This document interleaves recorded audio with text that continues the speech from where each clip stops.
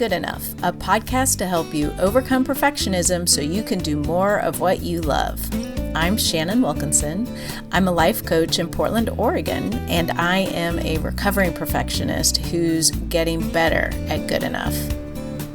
And I'm Janine Adams. I'm a certified professional organizer in St. Louis, Missouri, and I'm lucky enough to be naturally good at good enough. And today we are going to be talking about habits. This is going to be the first of a two-part series on habits, and today we're specifically talking about creating healthy habits.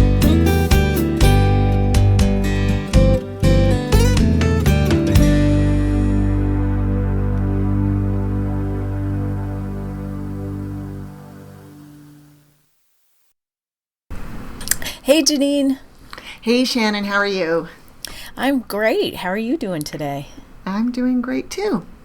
Good. It's October in St. Louis, and it's hot out, which is kind of a bummer. Yeah. That's not how it's supposed to be. Exactly. One of these days we'll get fall. Well, we're having fall here, which means it's cold and rainy. Cold and rainy. Fall in Portland. Yeah. Were you ready to start talking habits?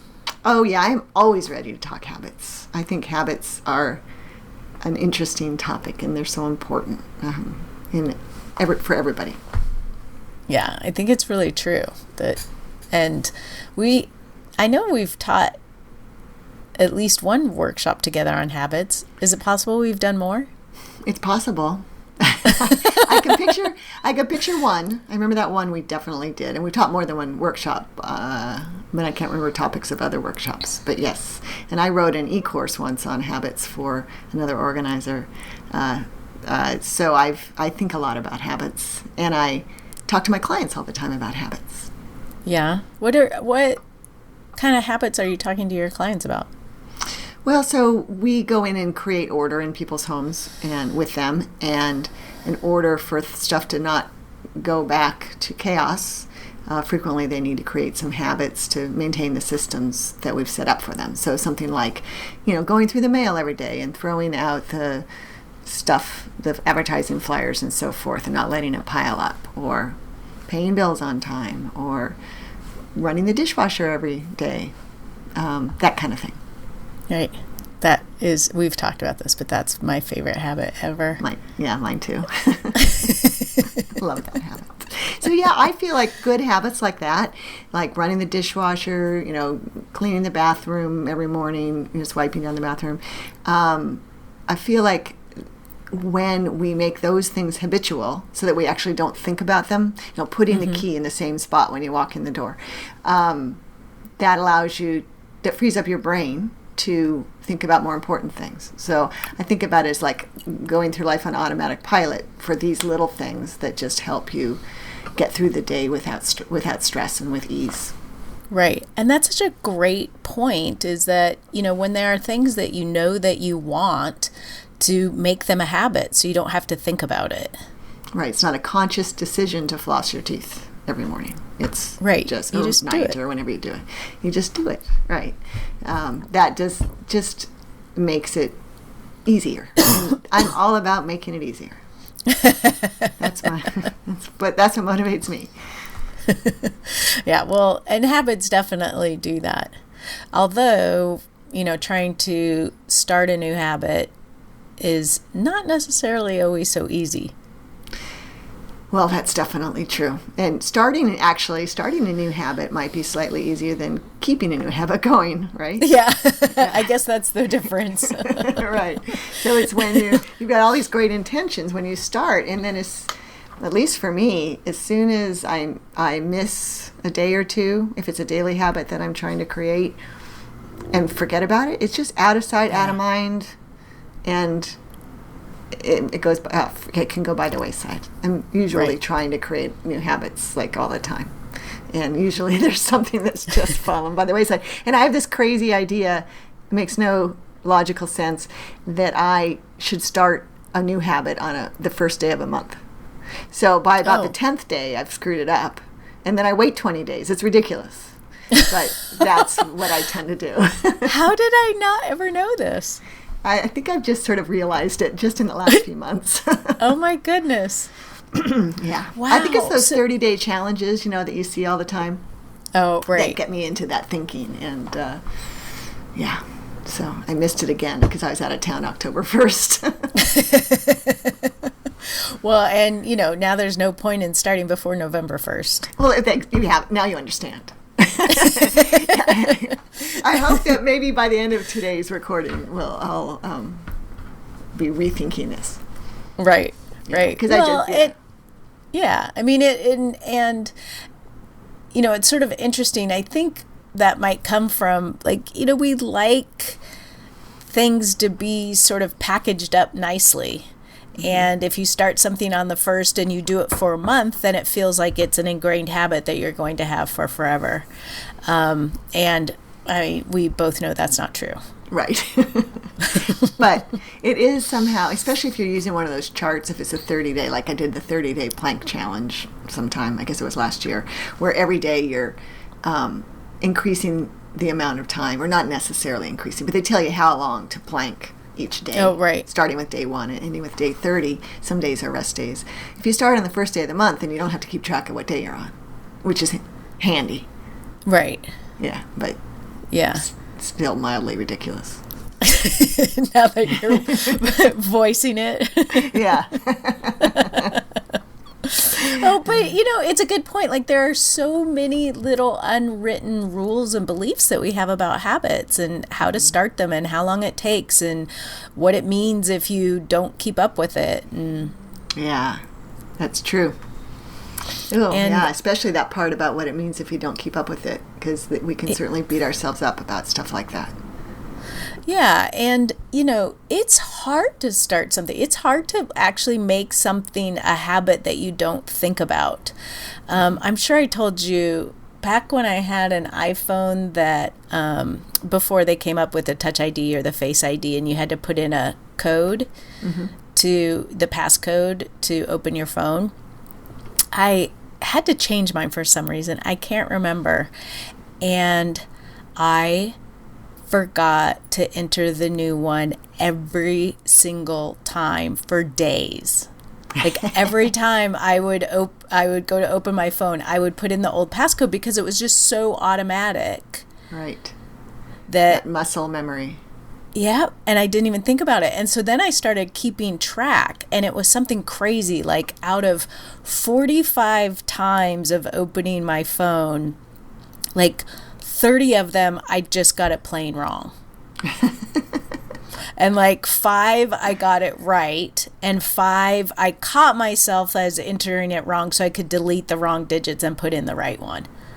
But it was like probably 2, maybe 3 months before I never entered the old passcode in again. Well, first of all, I love that you kept track of that, and you have statistics, you have data. That's hilarious. But it's really, I'm glad you did, because it's very interesting that it took you several months to change that habit. Well, and I realized, like, oh, this is really valuable information, because we're so hard on ourselves about forgetting and thinking like, oh, I must not really want this if I'm, not remembering to do it, when we have all the, like you said, there's muscle memory, and those habits are just so ingrained that it'd be good if we cut ourselves some slack as we're trying to create new habits and just let every day be a new day to do the habit. Right. I think that's good self-care. That's a good point, and we should bear that in mind as we embark on a new habit. Right. But yeah, I think it's really good to realize that just because you forget, it doesn't mean that you don't want it. Right, or that you can't do it. Right. Well, this is also a really good thing to, creating new habits is a great place to practice the standard of good enough. Because I know for me, and we've talked about this a couple of times about, this beautiful, amazing, perfect morning routine I wanted to have that I never did because I didn't think I could do the whole big, beautiful, perfect morning routine that I wanted to have. Mm-hmm. And so by making it small and making it ridiculously easy and doable, I was able to create a habit of a morning routine. And there definitely, there were days that I didn't do it, and just coming back to it every day has made a huge difference and made it really helpful for me to remind myself, like, why do I want to do this anyway? What am I getting out of this? Why does this matter? Right, and it's made your life better, hasn't it? Yeah. It has. Because you're how far into your new morning routine? I can't remember the number. Almost 4 weeks, right? Yeah, I think I'm 4 weeks into it. Right, that's just great. And it really was the holy grail for you just a couple of months ago. Yeah. Yeah, that's amazing. Yeah, and still, I don't always remember it in the morning, but I do a lot of things to help me remember it. I keep this morning journal next to my bed. I have a reminder that pops up on my phone. So if I do happen to be holding my phone in the morning and not doing my morning routine, it'll pop up and remind me that that's really what my intention was to spend that time doing. And that's fantastic, because it seems to me like half the battle is remembering. When you're trying to create a new routine or a new habit, those little reminders, things that we can do to just nudge our memory that, oh yeah, that's what I'm supposed to be doing, or that's what I want to be doing at this particular time, are so important. I remember in the past we've talked about things like putting your watch on the other wrist, or I forgot about that. Yeah, and somebody, it was Marianne Devine, suggested putting nail polish on one fingernail, or a different color, if your fingernail polish wearer, a different color on one nail, and it catches your eye, and you think, wait, why am I wearing that watch on my right hand? And then, oh yeah, that's right, it's to remind me to whatever. Yeah. Right. Oh, that's funny. I'd forgotten about that. I going back to was it last week when we talked about the word of the year thing? Uh-huh. 1 year my word was bon vivant, and then I wanted to have more of that in my life, and the person that most represented that to me was my aunt. And so I wore a ring that my aunt and uncle gave me, and they really represented that to me, and I wasn't used to wearing that ring, and so wearing that ring helped me remember to have more of that in my life. Oh, that's great. Right. Yeah. Yeah. So now we have technology. So we have various reminders and other ways we can tell ourselves to do the thing. But that leads me to think about how challenging it can be to try to create multiple new habits at the same time. Because then if you're using a reminder like that, you have to remember what it's supposed to represent rather than, with new things. So I always think... Yeah. Go ahead. Well, I was just thinking about, like, chaining them together as a routine, and that may be where you were going. Yeah, well, I wasn't actually sure where I was going, but I think that would have been a good place for me to be going. I mean, if you can either link a new habit with something that's already ingrained, which is my favorite way to build a new habit and create a routine, because a routine is just habits that are linked together or chained together. That can help with the memory part of it. I think it makes it a lot easier. But yes, you can create a routine like you've done with your morning routine, which involves journal writing and other things, right? Right. Meditation meditation. That's so great. And they're in a little chain, right? Do you do them in the same order? I do. Yeah. And that helps. Like, there's this whole, I get up, I go to the bathroom, I take my supplements, I drink a big glass of water, I come back, I put on my exercise clothes, I sit down and meditate, I write in my journal, I exercise. And, like, it just makes it easy to have that whole routine, that whole sort of list of things chained together, and it makes sense for me to do them in that order, like when they build on each other. Right, and you don't have to think what's next. What do I need to have to do next? You're not consulting a list. They're all together. And that's such I think that's an awe-inspiring routine, Shannon. That's just, talk about starting your day centered and healthy. I think that's fantastic. Yeah, and I can tell you when I don't do it, it feels a lot different. Does your day go differently? Yeah, I just sort of feel like my day never doesn't really get started. Like I'm always sort of like trying to catch up somehow, which is interesting. It is, especially since you just really fairly recently started doing this. That's amazing. That just talks about the power of it. Yeah. Yeah, I don't do any of those things in the morning. Yet they sound so good to me. I might have to see about adjusting or trying. I'm always trying to top load my day with the stuff I really want to get done, and there's only so much room, so I would have to do some prioritizing, but that's cool. But so here's the thing, and this is something I think we'll want to talk about a little bit more in depth, is I'm doing really, really small things. Like my goal is to meditate for 1 minute. Well, I've upped it to 3 minutes now. And a journal, I started out 1 page and now I'm doing 2 pages. And those are sort of my good enough levels. So that whole routine can take as few as like 5 minutes. Or it can take as long as I want it to take. And as long as you have time for. Yeah. Well, that's a really good point. Boy. What am I trying to say? So keeping the routine going, having this, success of doing it on an almost daily basis, or at least doing part of it, is more important than the quantity that you're doing, the length of time that you're meditating, for example. You're still getting benefit from a minute or 3 minutes. But the important thing is you're like ingraining it into your day and into your, into your neural pathways or whatever it is that makes it something that you're going to stick with. Right. Yeah. And, I have with my genealogy research, I try to do that every day. And on my blog, I will periodically have these 30 by 30 challenges where I challenge myself and my readers to do 30 days of genealogy research every day for 30 minutes of genealogy research every day for 30 days. And when I have that going, I do it, right? So I try to do it pretty often. But right now I've got one going, and it's been crazy busy.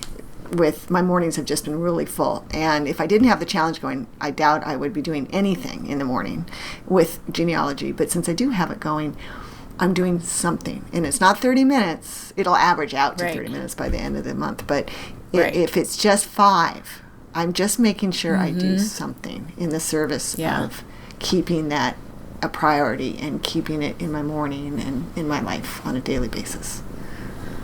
Yeah, and that's so important because you're sort of building the muscle of doing it every day. Like you're programming your mind to know that you're going to do this every day, and later in time you can adjust how you can make the product of what you're doing more in line with your goals, but for now the focus is on the process.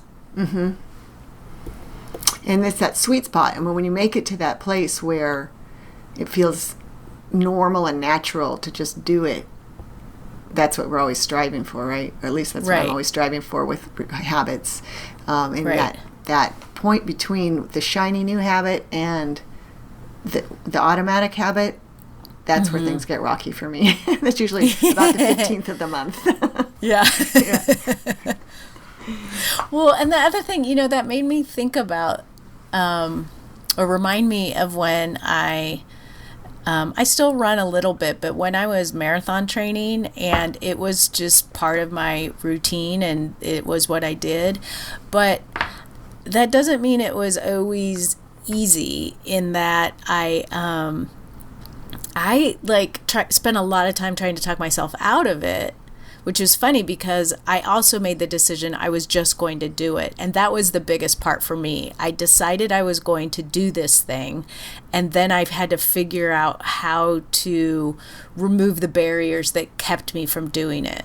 Mm-hmm. And this thing being the training or the marathon? The training. So, I might be like the entire time I'm getting ready to go for a 20-mile run, I might be like, oh God, why did I think this was a good idea? Why am I doing this? I can't do this. This is miserable. The weather's bad. I waited too late. It's going to get too hot, or it's too early. It's cold, whatever. I could be like complaining in my head the whole time, but I'm still putting on the workout, the running clothes that I set out the night before. I'm still getting ready, and I'm still going, and then I start running, and I still maybe complaining for the first hour, but I had decided I was going to do it. Yeah, that's impressive. Yeah, so was it a commitment that you made to yourself? Yeah. Exactly. And you had a goal in mind, right? There was a race that would be coming up at any given moment. Right. So, I was training for a particular race, and then the races themselves, I had goals. So the very first marathon I ran was a fundraiser, and so I used some outside accountability to help me with that, in that I was fundraising. I talked about it a lot publicly. And so, I wanted to be able to show up and finish this race and let people feel good about the fact that they donated money. And I showed up and did what I said I was going to do. Mm-hmm. And then later, the next two marathons were all about qualifying for Boston. So, I had very specific goals that I was trying to meet, and I made a decision and a commitment to myself to do that. And that always seems to be the key factor for me is, and I think that was the key factor with even just doing this morning routine, is that I made a decision. Well, this is what I'm going to do. I'm going to be a person that does this in the morning. Mm-hmm. And that helps me more than anything, and then it's all about bringing more ease to it, and, sort of removing the barriers, like I said. Mm-hmm. Right. And it's probably different for everybody. I know for me, that self commitment is really important. I like to do the things I say I'm going to do to myself, but I also like accountability from the outside. And so the fact that I'm a blogger helps. So I can say on my blog, I'm going to do this on either of my blogs, and I'll report back on how it's going. And I'm always very honest when it doesn't go well, but it definitely helps keep me on track.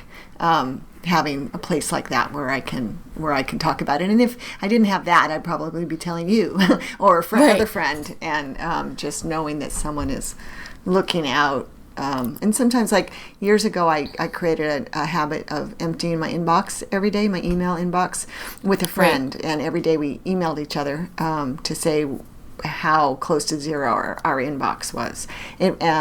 My goal was, now I can't remember, hers wasn't 0, it was 15 or something.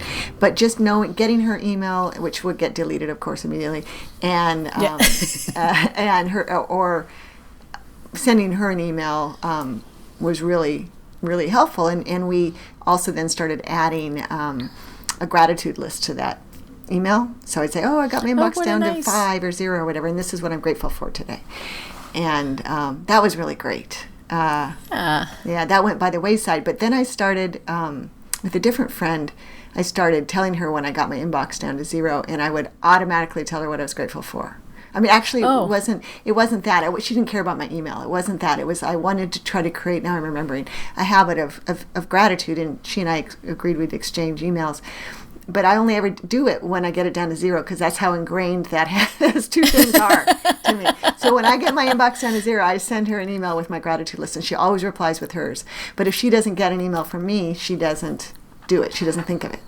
So that's fascinating. Yeah. That just reminded me of a conversation I just had with my mom, who has dementia, and she has there's a lot of stuff she remembers, and then there's a certain amount of stuff that she doesn't. But her fingers have gotten so swollen that she can't wear her wedding rings.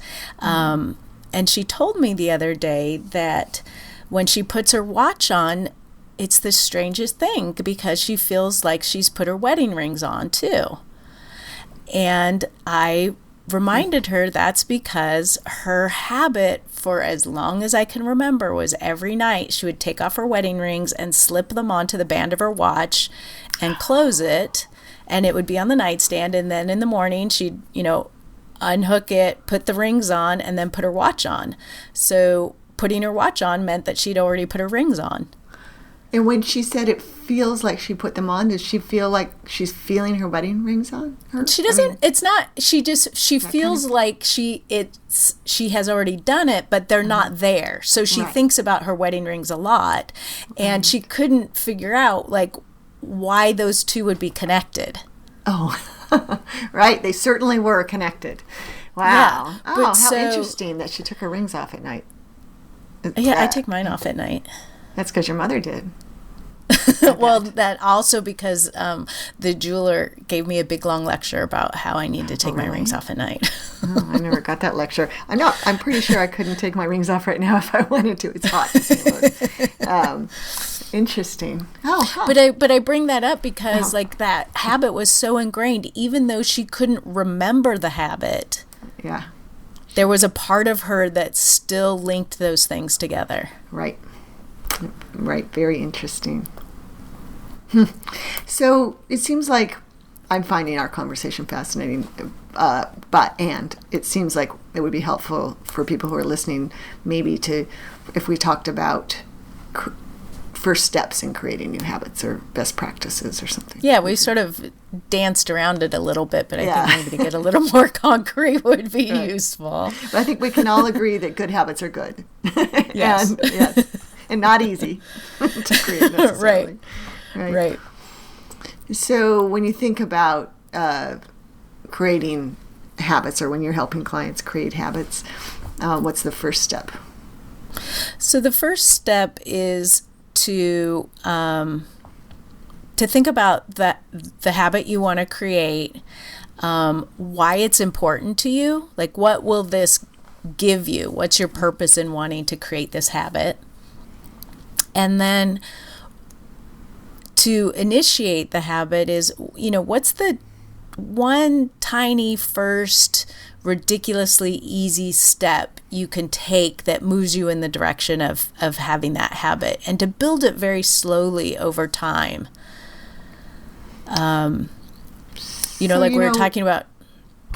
Oh, I was just going to say, when you talk about tiny, you mean tiny, don't you? I mean, like so small it makes you laugh. Right. Okay. Ridiculously easy. Mm-hmm.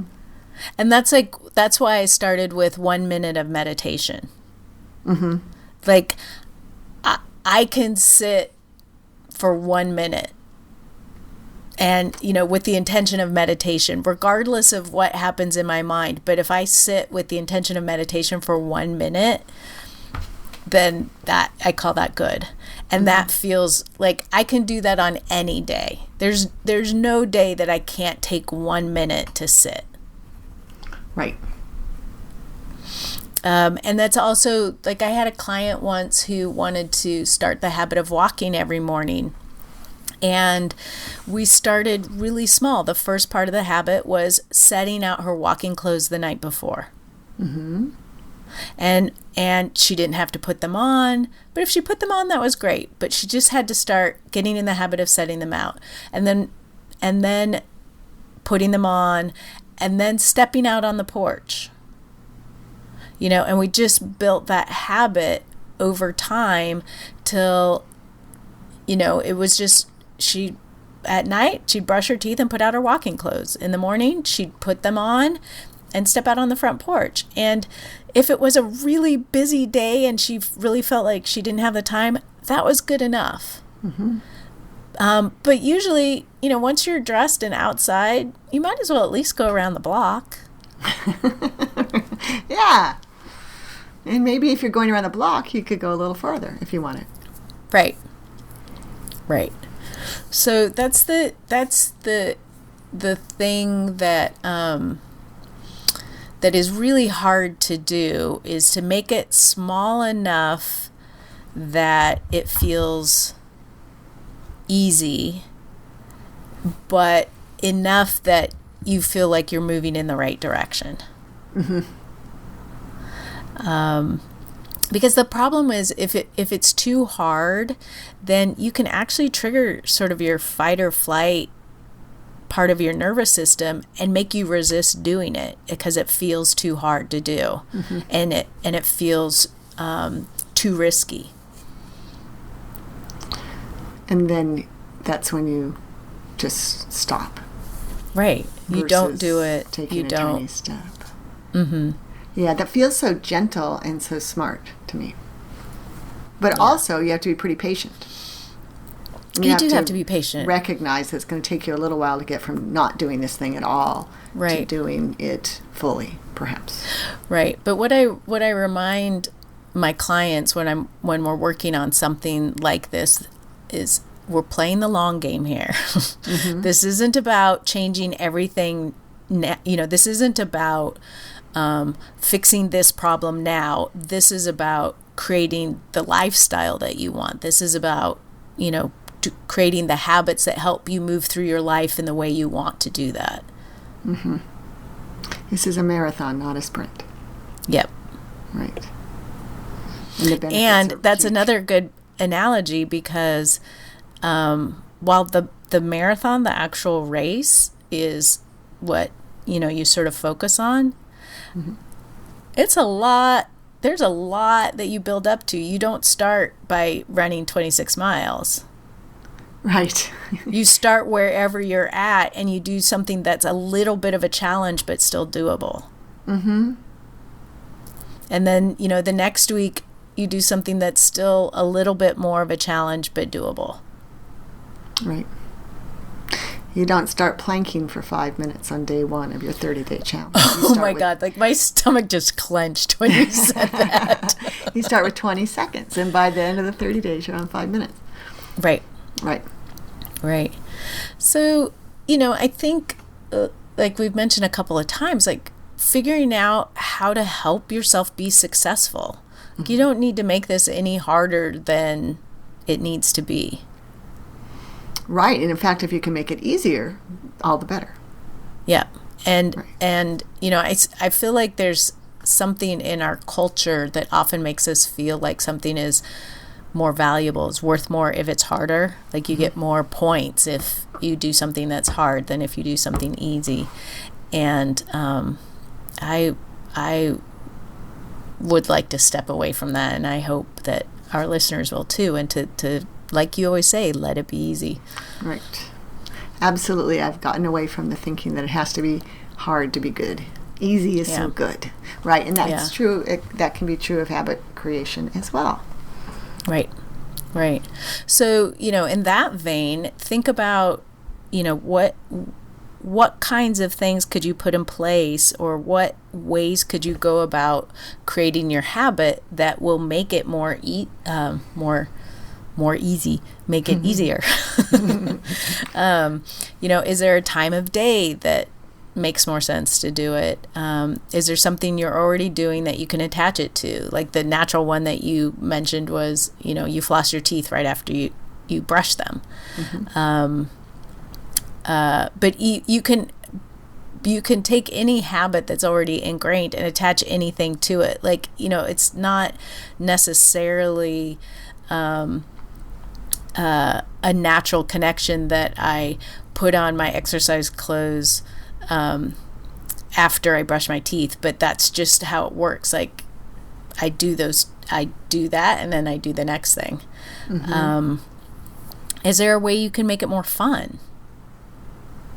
Right. Maybe when you're exercising, you can turn on fun music. Maybe not you, but someone can make it fun with fun music, or they're watching their favorite program, or they're on their treadmill, or do people still have DVRs? They're streaming, I was going to say, they're streaming a guilty pleasure show while they're on the treadmill or something like that. Right. Is that what you mean by making it fun? Yeah, or, maybe you do it with someone else, or maybe you give yourself a little sticker. Like, like it could be silly, but it doesn't, you don't have to, this gets back to the, like, you don't have to, it doesn't have to be hard to be useful. Right, and way back in episode 2, we talked about rewards. And rewards can be helpful in habit creation as well. Your stickers made me think of that. Yeah. Yeah. Yeah, I've been known to have a sticker chart. Excellent. As an adult, you mean, right? Oh, yeah. Yeah. I also, I think I have a blog post that has a picture of it. One of the marathons I was training for, I printed out my whole training plan, and every time I did one of the runs for it, I drew an orange heart on it, and so I have this chart of all these orange hearts on that like made me so happy. Right. And it's completely silly, but it made me really happy, and I felt like a real accomplishment when I got to put an orange heart on that training activity. Yeah, and it's much more visually appealing than a red X. Yeah. Yeah. Well, and then that made me think of my to-do list bingo and the using bingo game to get stuff done. I mean, right. That could I could see potentially using that for habit creation as well. Although using the bingo board can be the habit. Right. Right. Yeah. Yeah. Because it's fun. Yep. Yep. Yeah. And then and all of these things help you remember it. Right. So, whatever you need to do to remember this new habit you want to create, honestly, do them and do multiple things. Right. It's such a big component of success. I mean, the hardest part in those first few weeks is the remembering, at least for me. Yep. Yeah. Oh, yeah, absolutely. Yeah. So, what about bad habits, Shannon? Well, we're going to talk more about bad habits next week, but a key to changing bad habits is replacing them with good habits. Dun, dun, dun. It seems it's like it's so great, right? If I like to think of creating good habits more than I like to think about getting rid of bad habits. And good habits are the antidote to bad habits. Yeah. Yeah. Yeah. So we will delve more into that next week.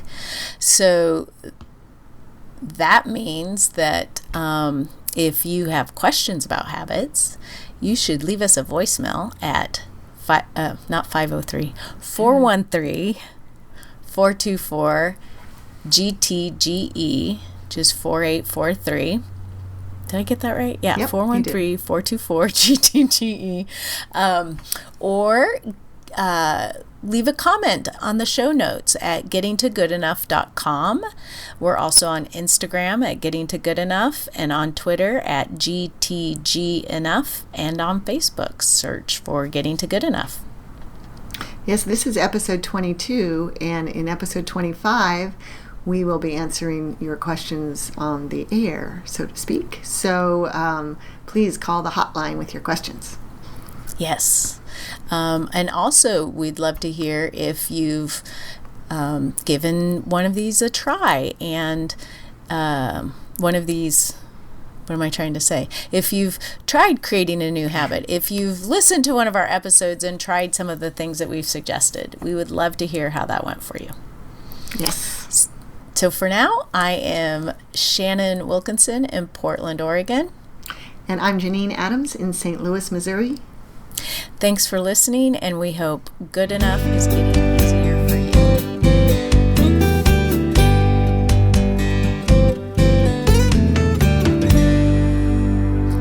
Cleo jumped on my lap in the middle of that. Could you hear her purring? Mm-mm.